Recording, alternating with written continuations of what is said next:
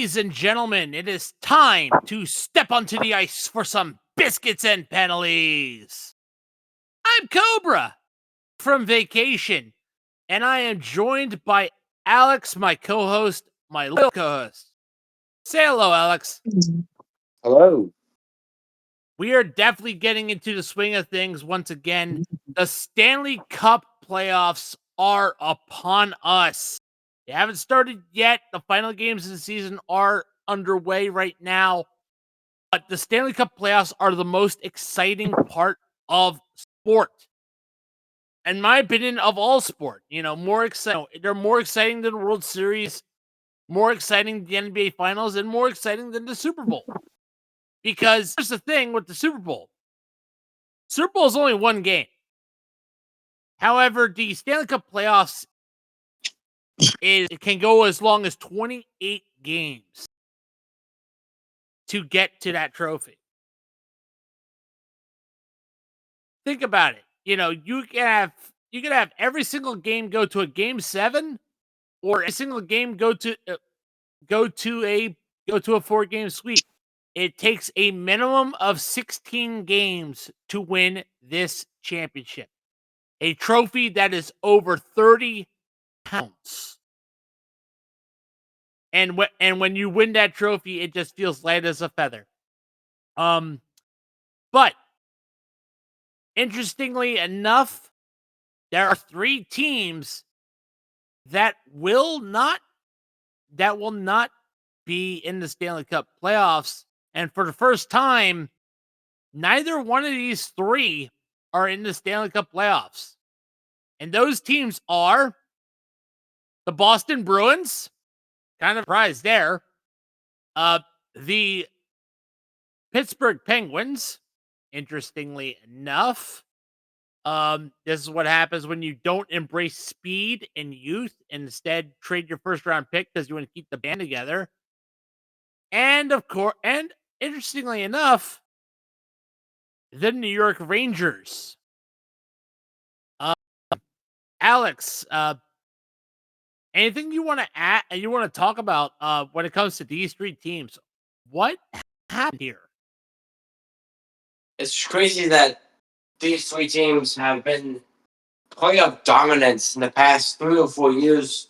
The Bruins winning multiple championships, the Penguins winning multiple championships, the Rangers just always looking in the background of the playoff picture, always being spoilers to teams that are pretty dominant in the regular season.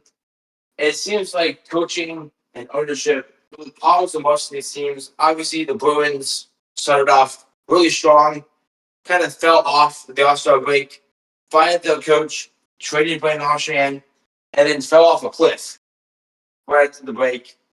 The Penguins were dominant on the offense with Sidney Crosby. They were not good at goalie at all. And the Rangers just seemed to struggle, and Zibanejad looked slow, and the team just didn't look good at all. And it seems like a lot of issues with scoring for all 3 of these teams with their best players. That seems to be the interesting part about it is every single one of these teams, Rangers, Bruins, and Penguins, had one key aspect of their game that just fell off a cliff. With the Penguins, it was inconsistent goaltending and age caught up to them. With the Rangers, it was inconsistent scoring. And with the Boston Bruins, it was very inconsistent defense and backup goaltending because they, instead of keeping Linus Ullmark, who's on Ottawa right now, they kept Jeremy Swayman. And Swayman, is he has a number 1 goalie, but he can't carry the big load. If that makes sense. Like it's almost like he needs a little bit of time to rest, to kind of gel a little bit. But it's like some of the parts didn't make up the whole with the Rangers. And it's weird because they have Shesterkin, who was a Vezina caliber goaltender last year. And he can't carry the whole team. And he got hung out to dry out there. The Rangers always seem to be when it comes to those three teams, particularly, they always seem to be the bridesmaid. They only made the Stanley Cup final once and got beat. Kind of, one of the worst moments of Henrik Lundqvist's career, losing to the Kings. But, that's just how the cookie crumbles sometimes.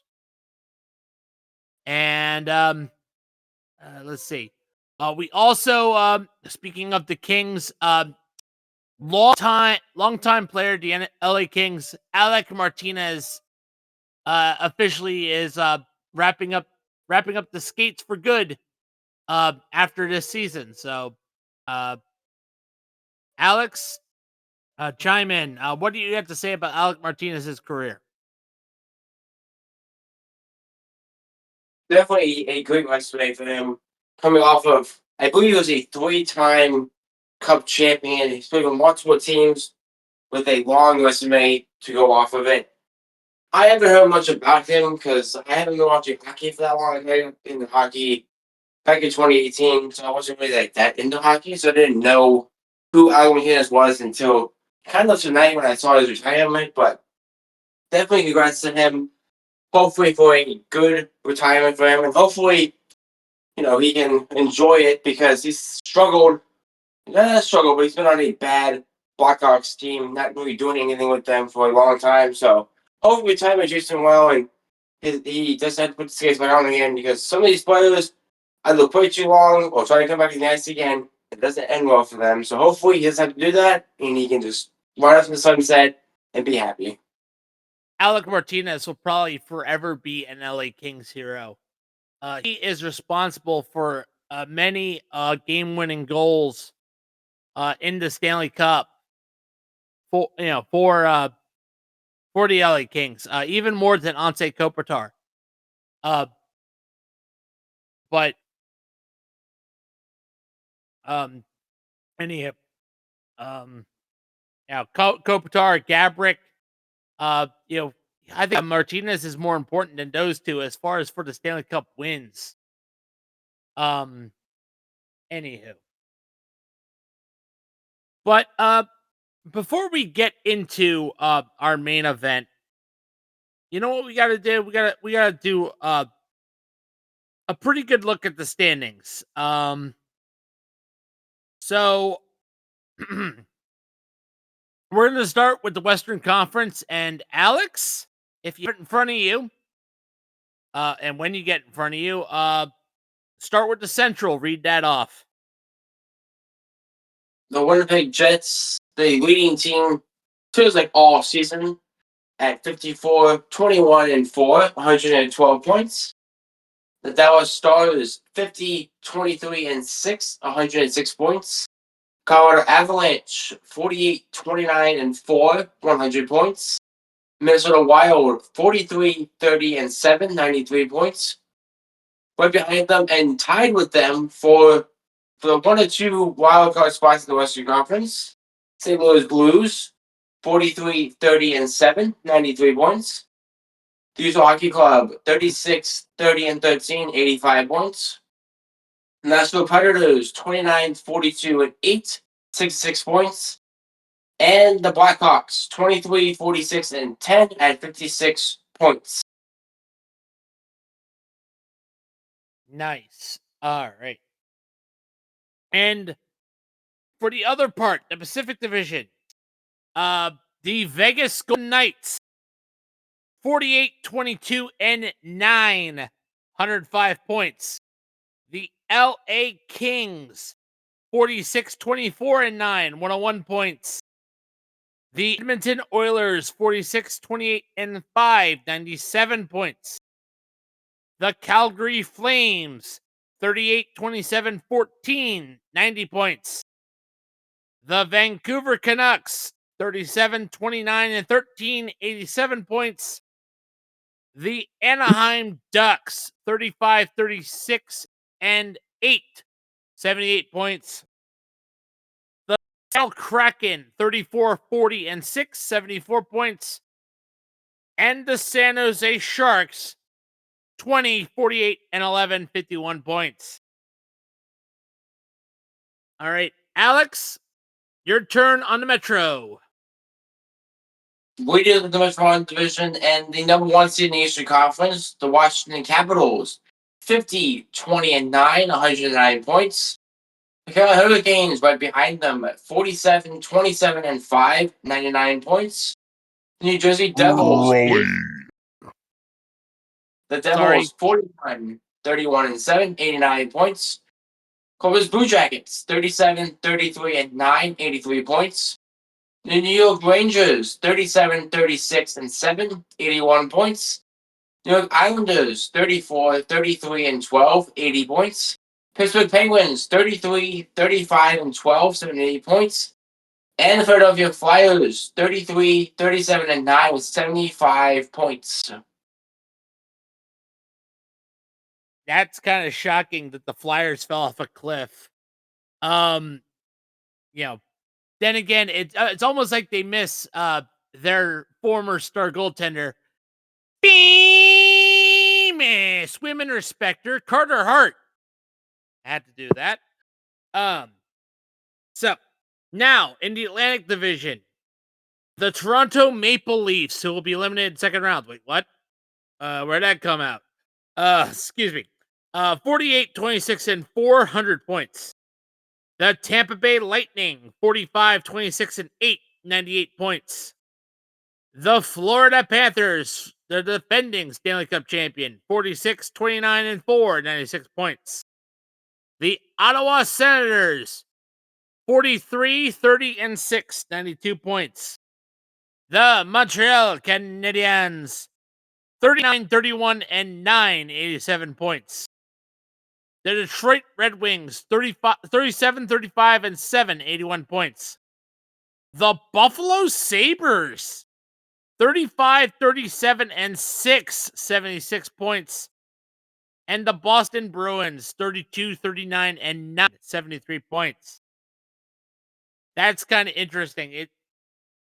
It doesn't seem like the worst teams in the East are as bad as they seem. But we are actually going to mix things up just a little bit because the games of the weekend, there aren't going to be much because pretty much everyone is getting ready for the Stanley Cup playoffs. And as we read into the standings, this is the bracket. This is how we are assuming the bracket is going to be. If you followed the standings, Toronto, Tampa Bay, Florida, Washington, Montreal, Carolina, New Jersey, and Ottawa, and Ottawa and Montreal is expected to be in for the East. Winnipeg, St. Louis, Dallas, Colorado, LA Kings, Edmonton, Vegas, and Minnesota expected on the West. And as the bracket is expected to be, it would be Toronto facing off against Ottawa, Tampa Bay facing off against Florida, Washington facing Montreal, Carolina facing New Jersey, Winnipeg facing St. Louis, Dallas facing Colorado, the Kings facing Edmonton, and the Golden Knights facing off against Minnesota. All right. So we are going to do our best to predict the Stanley Cup playoffs. How's it going to go? And all right. So we're going to start with Toronto and Ottawa. Alex, how do you think it's going to go? I feel like we're going to get an Austin Matthews advancement of the Maple Leafs in the tournament. The Senators have struggled recently to get going. The Leafs have refused to slow down at any battle with the Lightning and the Panthers in the Eastern Conference for the division title. So I don't see the Leafs slowing down at all. I see the Senators struggling against the Austin Matthews driven offense, and that offense is pretty aggressive. You've seen in playoffs in years past, and I don't see the Leafs struggling at all. I see this being easily 5 or 6 game series. I wouldn't be surprised if Ottawa because of some of a fight, but not enough to advance against the Maple Leafs. All right. So you're saying Toronto in 5. Yes. Toronto in 5. I am going in an interesting direction here. I am actually going to go different. I am going with Ottawa in 6. The reason why I'm saying this is the Toronto Maple Leafs have always been a glass cannon when it comes when during the Austin Matthews era. And that's true. That's my reasoning. So I am going Ottawa in 6. Um Now, Battle Florida, Tampa Bay versus the Panthers. Now we saw the series last year, and it was a intense series in the state of Florida. Obviously, both teams coming off a great regular season. Both teams doing what they normally do in that 3-2 slot in the postseason and the regular season as general. They seem to always stick in that 3-2 spot. Now we saw the Panthers ended up advancing against Tampa because they ended up winning the whole thing. I just didn't happen. Even though I love Sergei Bobrovsky and I love that Florida Panthers team, the Lightning have seemed to have a fire, but other than that we've never seen before, like it was back, 3 or 4 years ago when they went back to back. So I think the Lightning are going to win in 7 games. They very tight series. And I think we're going to get 7 games. I do not think this game will be a sweep for the Lightning. The Panthers will come out with fire and will. And I think with them being at home, they're going to win the first 2 games. But I think Tampa eventually is going to come back and win. It's 2 games at home and then go back and forth. But I think Tampa will advance in 7. Tampa, you're going Tampa in 7. Yes. I'm going Florida in 7. I think this is going to be one of those smash mouth brawls for the Battle of Florida. You have 2 great goaltenders in Andrei Vasilevsky and Sergei Bobrovsky. So again, I think it's going to be a goal duel, and I think Florida takes it. Florida in 7. All right, Washington and Montreal. Alex. Now, I'm going to give a non-biased take as much as I can give one because I'm going to say the Capitals, but I'm going to give good reasons for both teams and why this series might be a close game. The Canadians have been battling tooth and nail to get into the spot to face the Capitals. They seem to have never slowed down at all. The Capitals have fell off a little bit at the back half of the season. Obviously, Ovechkin breaking his leg in November, slowing them down a little bit, him passing the record was definitely a big pickup to get them pushing for the President's Trophy. Obviously, it looks like we're not going to win the trophy right now because the Jets seem to always win games. But in my personal opinion, the Capitals are playing with fire. They're playing with pride. They're playing for the second Stanley Cup. And I don't think the Canadians are going to stop us. I don't think we're going to sweep the Canadians. I think we're going to go to 7 games with them and win in 7. I don't see the Canadians going out in 4 games. I see them battling hard, but the Capitals are playing for way more than the Canadians are. Ovechkin's last year, second Stanley Cup is right there. All we have to do is just win 4 series to get there. And I don't see us losing. So give me Capitals in 7. All right. So, I know I'm going to keep going contrarian here because I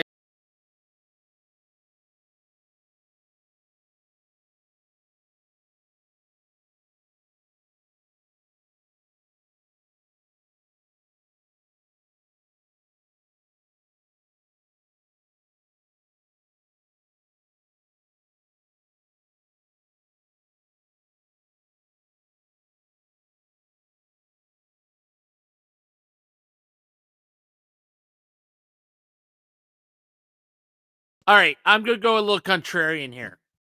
I think the Montreal Canadiens. You said it best. Montreal Canadiens are hungry. They scraped and clawed their way into the Stanley Cup playoffs. So that is why I am saying Montreal 6. All right. Now, Carolina and New Jersey. Al, who you got? I think the series is going to be a good one to watch. I love the Hurricanes, especially Aho. I love what they're doing over there in Carolina. But I have a weird feeling that the Devils are going to come into this series. I'm pretty sure they're at home for the first two games. The Devils do well at home. They play hard at home. The fans are hyped at home. And they're going to be in that stadium rocking the red and white for the New Jersey Devils. I do not see the Hurricanes being able to stop the Devils in this series. And I think this is going to be a good series and a good upset. 'Cause I think the Hurricanes are the better team, but the Devils, I think they're going to be playing with more pride. I'm pretty sure they haven't been here in a long time for the Devils. They've struggled as a franchise, and now they're in this spot to go all the way. So I'm going to go with the Devils in 6 games. All right. Devils in 6. Um, and I'm gonna go a different route. Um, I am saying the Devils sweep the Hurricanes. Hot take? Yeah, that's a hot take. I'm saying the Devils sweep the Hurricanes. Um, I just think the Devils are more complete defensively than Hurricanes. I mean, even though the Hurricanes also have goaltender Pyotr Kochetkov, it's just the Devils are more complete. So that's my hot take. All right. Now for the West. Let's start at the top. Winnipeg, St. Louis. I think this series is going to be must watch TV. The Jets are playing out of this world with Connor Hellebuck playing out of his mind, averaging just under 2 goals on average, which is unseen and unheard of in a long time in the NHL. The Blues are playing like it's 2019 all over again when they won the Stanley Cup with Jordan Binghamton at the goalie spot. The Blues have been playing crazy. I don't think the series is going to be a sweep for either team. This is going to go all the way to 7. The Blues, I'm pretty sure, are going to be on the road against Winnipeg, which is a tough place to play in. I cannot lie. Winnipeg is a tough place to play in. And I see this game going to 7, and I'm going with the biggest upset of the Western Conference. Give me Jordan Binghamton, the Blues, to upset the Jets in 7 games. Wow. Okay. Alex is going with the upset with the Blues over the Jets. And I'm going to say it's the Jets in 5. Bennington is good, but he's not 2019 good. That's all I'll say on the matter. All right, Dallas and Colorado. Alex, who you got? This is Floyd going back and playing as his former team in the Knights. We've seen this over again. The Knights, I think the last time they were at this position, they lost to the Capitals in Vegas in the Stanley Cup final with 40 was, I believe, at net for them. The Dallas and Wild. Colorado. Dallas, Colorado. Dallas, not Vegas. And That was my Alex, bad. kill a little time. I'll be right back. All right, I'll be right back. So it'd be Dallas and Colorado. Dallas, Colorado. Okay, my bad. Sorry about that. The Avalanche have multiple award-winning players on their team this year with McCann and McKinnon. They have a good goalie. They have the advantage in this series. Dallas is a good team. They have great players. I don't like the Stars in this series. I think the Avalanche have the advantage in this series.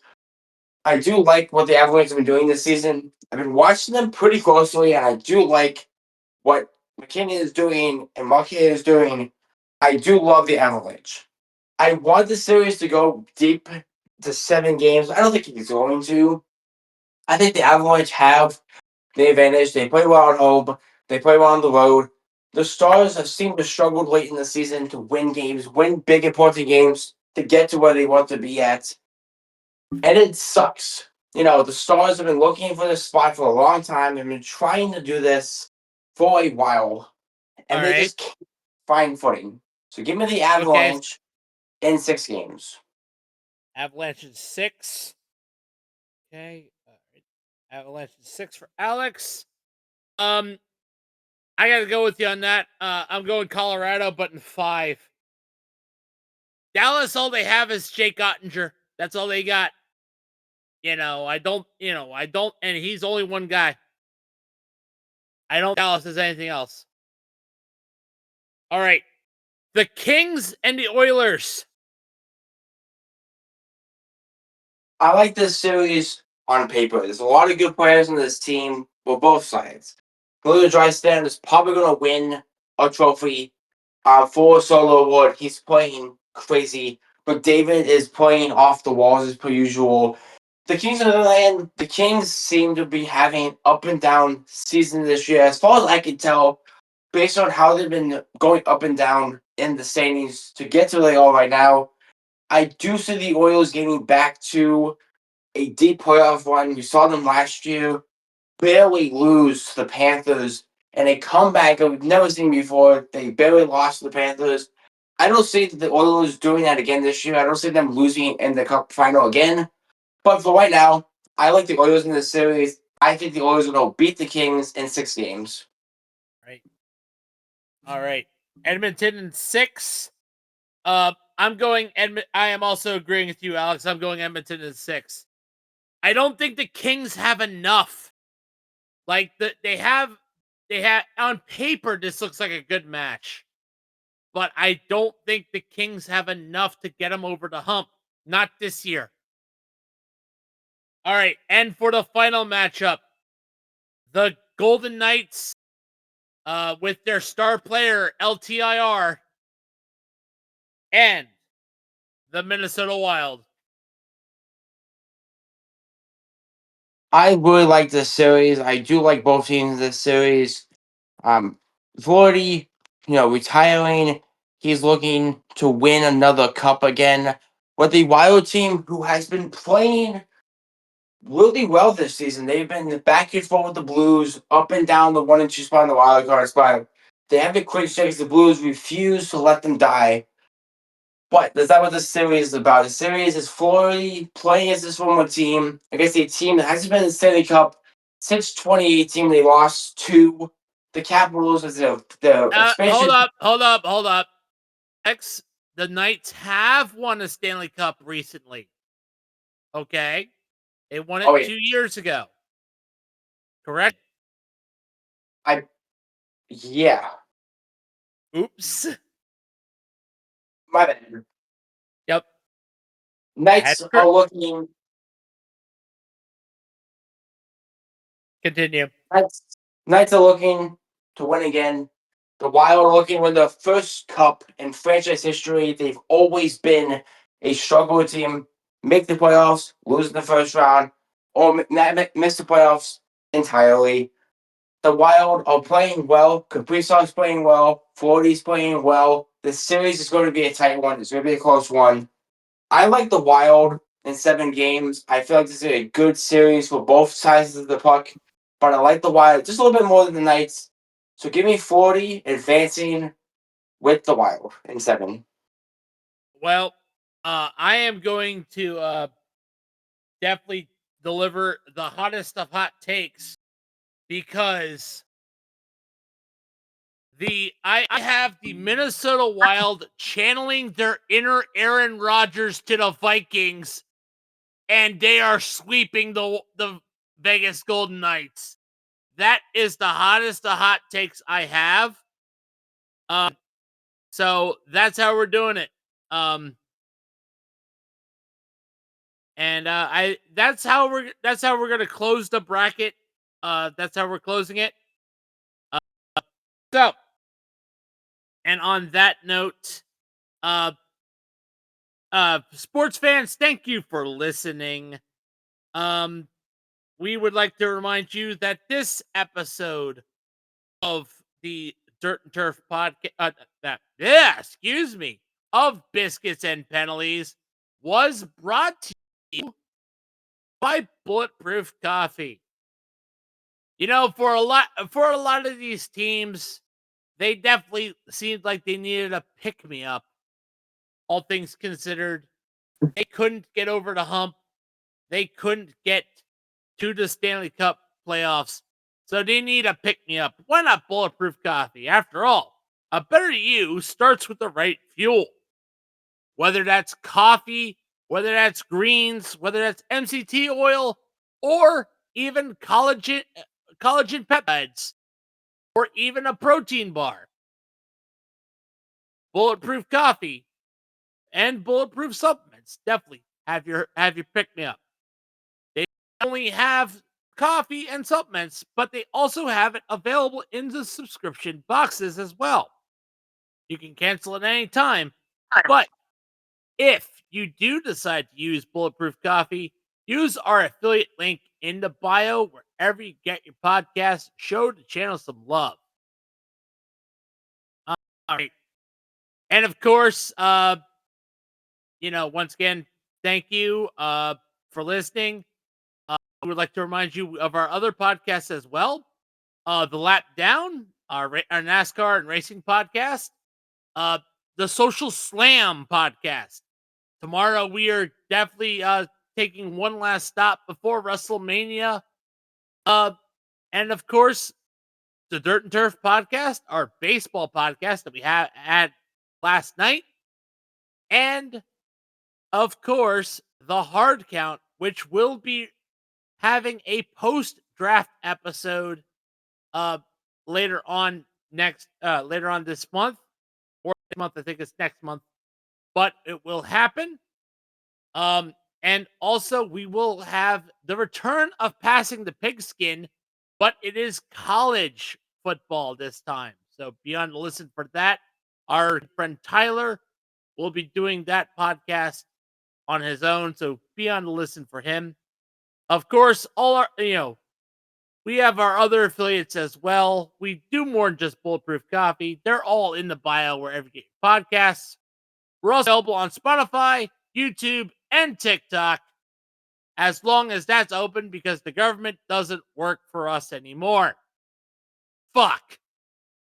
So, anywho, Alex, is there anything you want to add? Go Caps and get ready for a playoff jam-packed episode next weekend. All right.